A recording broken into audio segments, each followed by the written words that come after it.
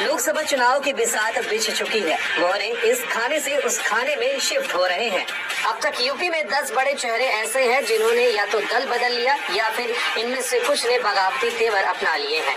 इनमें 2 ठाकुर, 2 ब्राह्मण, 3 मुस्लिम और एक पंजाबी, खत्री, दलित और जाट हैं। तो आइए इन नेताओं के चुनावी समीकरण के गणित को समझते हैं।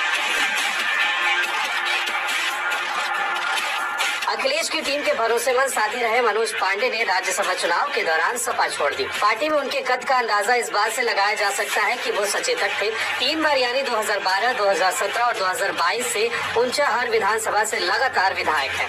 मनोज पांडे सपा सरकार में मंत्री रह चुके हैं। चर्चा है कि भाजपा उनको रायबरेली से प्रत्याशी बना सकती है। यही वजह है कि अभी तक इस सीट पर किसी पार्टी ने अपना प्रत्याशी का ऐलान नहीं किया है। अम्बेडकर नगर से बसपा सांसद रितेश पांडे ने फरवरी में भाजपा ज्वाइन की। 5 दिन बाद ही उनको भाजपा ने अम्बेडकर नगर से टिकट दे दिया। इसके पहले वो 2009 और 2014 में अम्बेडकर नगर से सांसद रह चुके हैं। रितेश राजनीतिक परिवार से आते हैं। उनके पिता का उस क्षेत्र में अच्छा प्रभाव है। राजनीतिक जानकार बताते हैं कि रितेश पांडे के आने से अम्बेडकर नगर सीट पर जीत की संभावनाएं बढ़ गई हैं। यही नहीं, अवध की दूसरी सीटों पर भी ब्राह्मण वोट बैंक भाजपा के साथ मजबूती से जुड़ेगा।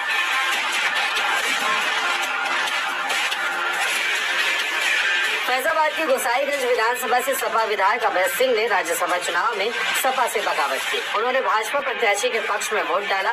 सपा से बगावत के बाद केंद्र सरकार ने हाल ही में उन्हें वाई कैटेगरी की सुरक्षा दी है। अभय सिंह ने बसपा के साथ सियासत की शुरुआत की, फिर सपा में चले गए। 2022 में वो दूसरी बार विधायक बने। राजनीतिक जानकार कहते हैं कि बाहुबली विधायक होने के चलते अयोध्या और आसपास के सीट पर उनका असर है। फैजाबाद के साथ ही अम्बेडकर नगर में भी उनका प्रभाव है। अमरोहा लोकसभा सीट से कांग्रेस ने दानिश अली को उम्मीदवार बनाया है। उन्हें बसपा ने हाल ही में निष्कासित कर दिया था। माना जाता है कि बसपा में मायावती के बाद दानिश अली का एक प्रमुख स्थान जो पार्टी के स्टैंड को क्लियर करता था। राजनीतिक जानकारों की माने तो अमरोहा लोकसभा में मुस्लिम मतदाताओं का काफी प्रभाव है। दलित मतदाता भी यहाँ बड़ी संख्या में मौजूद है, जिससे कहीं न कहीं कांग्रेस को फायदा हो सकता है। मूल रूप से गंगों के रहने वाले इमरान मसूद का परिवार राजनीतिक घराना रहा है। निर्दलीय चुनाव लड़ने की शुरुआत करने वाले इमरान मसूद कांग्रेस, सपा और बसपा का समय समय पर दामन थामते नजर आए। करीब 6 महीने पहले राहुल गांधी और प्रियंका गांधी की तारीफ करने पर बसपा ने उन्हें निष्कासित कर दिया था। इसके बाद उन्हें फिर से कांग्रेस का दामन थाम लिया। इस बार सपा और कांग्रेस इंडिया गठबंधन का हिस्सा है। कांग्रेस ने सहारनपुर से इमरान मसूद को उतार कर मुस्लिम कार्ड खेला है।